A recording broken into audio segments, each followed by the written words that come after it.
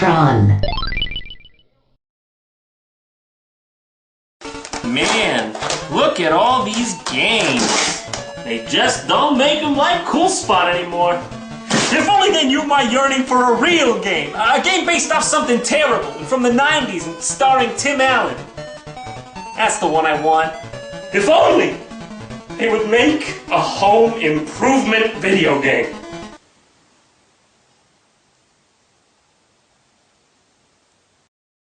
Nope.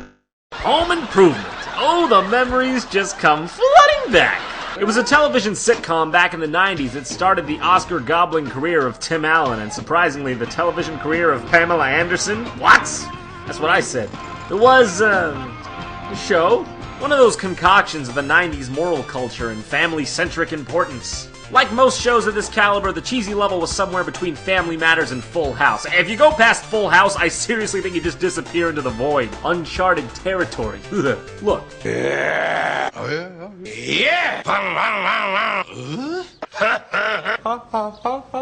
Aside, the main point is, they made a game out of this? Like, really?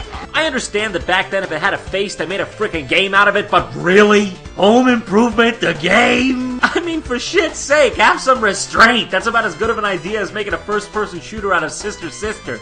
Ah, my favorite publisher, Absolutely copied Sierra's logo.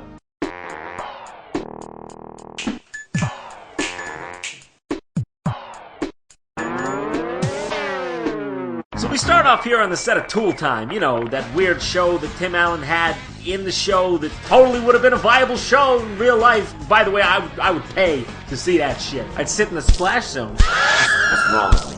Why I say that? So seriously, it's just them talking to this one swanky loop from the coolest club in town. Did I say swanky? Let me just go ahead and rearrange that. There we go. So, like, they just talk for like 5 hours. Seriously, look how long this dialogue is. Back at base, they were like, okay, our demographic is kids. Now, what are kids like? How about a series of levels where Tim Allen explores the true depth of his love for his family and wife?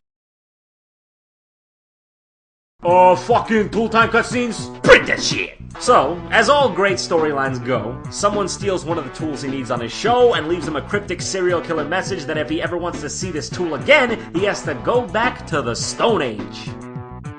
I can't even believe, oh, where's the Pillsbury Doughboy Award? Paul Newberry, the one where we were kids! So naturally, that means the set next door is in the Stone Age. Okay, yeah. It could be worse. I've seen worse. So immediately he's doing this annoying shit. Just like, immediately he's doing this. Whoa, hey, geez man, I don't remember ordering any jalapenos on this pizza. What's all this? He's got like 10 different dazzling moves and I have no idea what any of them do. And they just all sparkle. What? I mean, the graphics are appealing so far. I mean, just look at this. This is ridiculous. I never once in my life thought I'd ever be making Tim Allen scoot along on a jackhammer. You get different weapons and use them with A, and that's basically all you'll be using. None of this dazzle sparkles, you know, I don't know. So as you may have guessed, the main enemy here is going to be dinosaurs. Yeah. I mean, after all, the first thing I think of when I think of home improvement is dinosaurs. Yep.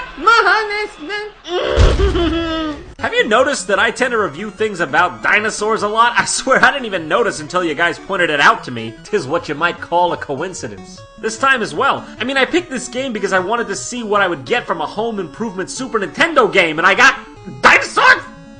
I'd be crazy if I said this isn't what I was expecting. It's just like when you see a spider mob in an MMO or a skeleton enemy in an RPG. It's like, wow, how long did it take you to come up with that one? You're really breaking new grounds here, guys. So basically what you're doing here is going around and collecting scattered crates because they were too lazy to make a real game. There's like 5 or 6 or 80 on each level. Only problem is, you don't know where they are, so you gotta navigate this completely repetitive and mind-bending landscape to find them. And most of the time, you just end up running in circles all over the damn place. You can usually tell how blatantly terrible a game is gonna be if it's made like this. With the whole collect X and Y level before reaching the exit sort of thing. Now, it can be done well, like in Zombies Ate My Neighbors, and in fact, that may be the finest example of this format. The way it was done in Mighty Max and in this game are the completely wrong way to do it.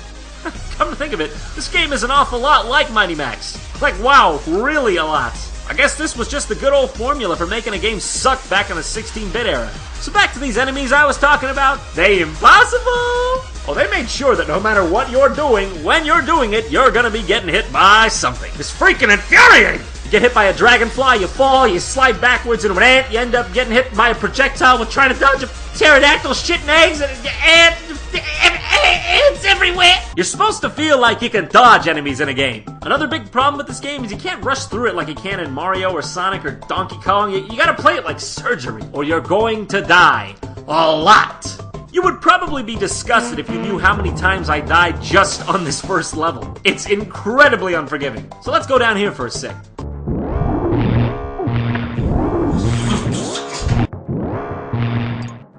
What did I see? What am I seeing here? No, what am I? No, is this, am I right now at this moment as Tim Allen from Home Improvement using a lightsaber chainsaw to fight a raptor? I don't know how much longer I can last this out. Okay, so like, you gotta find the boxes, but where the hell are they? It doesn't tell you. Oh, unless you stand still for a few seconds. Really? I mean, if it just tells you anyways, why isn't it on your heads-up display? What inevitably ends up happening is you start periodically standing around like an idiot, watching Tim Allen use what he read in a book was humor as the game tells you the exact direction to go. Oh, it's less than thrilling.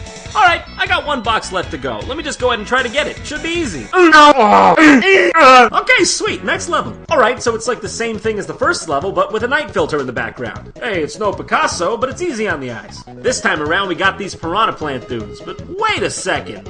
Don't that guy look a bit familiar? Ah, okay. So these bolts are telling me to jump over to that platform. Nothing unusual here. Oh, okay. This is a cool trick. Oh, okay, so you can get across. I just didn't jump well enough. Go figure. Well, now that we've gotten past this, let's have it lead us to the exit.